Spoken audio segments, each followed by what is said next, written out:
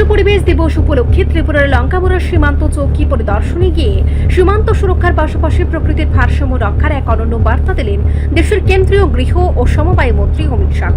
5 June এই বিশেষ দিনটিকে স্মরণীয় করে রাখতে তিনি সীমান্ত এলাকায় একটি গাছের চারা রোপণ করেন। বর্ডার সিকিউরিটি ফোর্সের 37 এবং 97 নম্বর ব্যাটালিয়নের জওয়ানদের জন্য আয়োজিত এক বিশেষ অনুষ্ঠানে উপস্থিত হয়ে কেন্দ্রীয় স্বরাষ্ট্রমন্ত্রী দেশমাতৃকার রক্ষকদের উদ্দেশ্যে এক ঐতিহাসিক মেগা ভাষণ দেন।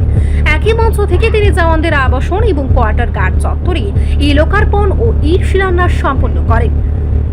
সীমান্তে প্রহরারত জওয়ানদের মনোবল বাড়িয়ে এবং পরিবেশের বর্তমান সংকটের কথা তুলে ধরে স্বরাষ্ট্রমন্ত্রী বলেন, কার্বন ডাই অক্সাইডের মতো ক্ষতিকারক বিষাক্ত গ্যাসের ক্রমাগত বৃদ্ধির ফলে বায়ুমণ্ডলের ওজোন স্তর বড় ধরনের ছিদ্র তৈরি হচ্ছে।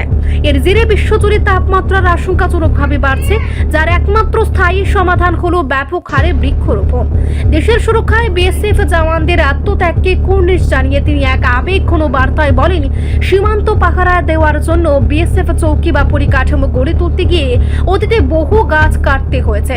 তাই প্রকৃতির সেই ক্ষতিপূরণ করতে এবং সীমান্তকে সুরক্ষিত রাখতে কাটা পড়া গাছের তুলনায় অনেক বেশি সংখ্যায় নতুন গাছ লাগানো অত্যন্ত জরুরি। অমিত শাহ আরও জোর দিয়ে বলেন, পরিবেশ রক্ষাকে কেবল আইনি বাধ্যবাধকতা বা প্রাতিষ্ঠানিক কর্তব্যের গণ্ডিতে আটকে না রেখে একে একটি স্বতঃস্ফূর্ত সামাজিক আন্দোলনের রূপ দিতে হবে। দেশের ভৌগোলিক সীমা রক্ষা এবং প্রকৃতির সবুজ সীমানা রক্ষা, এই দুই গুরুত্বপূর্ণ বিষয়কে এক সুতোয় বেঁধে কেন্দ্রীয় মন্ত্রীর দেওয়া এই যুগান্তকারী বার্তা জওয়ানদের পাশাপাশি সাধারণ মানুষকেও গভীরভাবে অনুপ্রাণিত করেছে।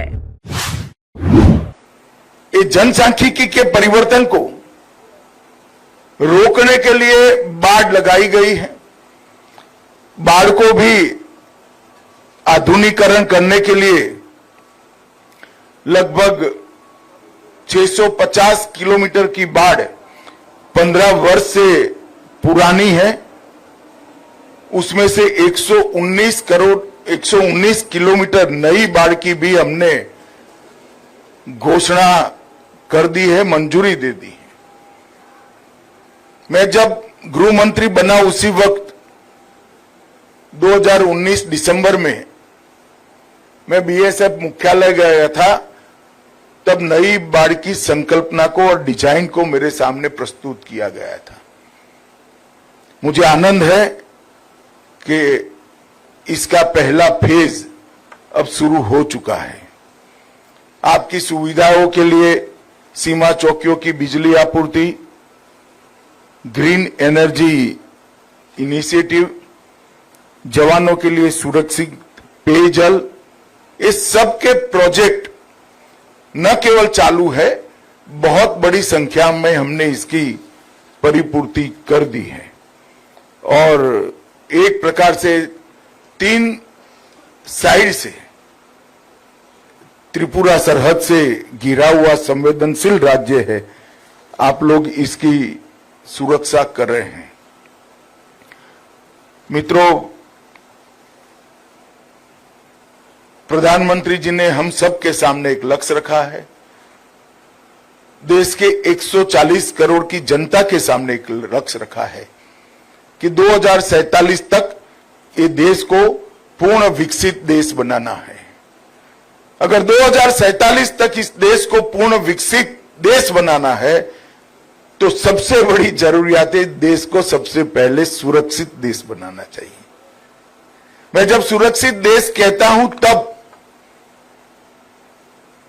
कोई प्रकट प्रकार के युद्ध से बहुत बड़े खतरे हैं ऐसी बात नहीं करता हूं। मगर क्या हम देश को स्मगलिंग से सुरक्षित कर सकते हैं? ह्यूमन ट्रैफिकिंग से सुरक्षित कर सकते हैं? देश के युवाओं को नशे से सुरक्षित कर सकते हैं?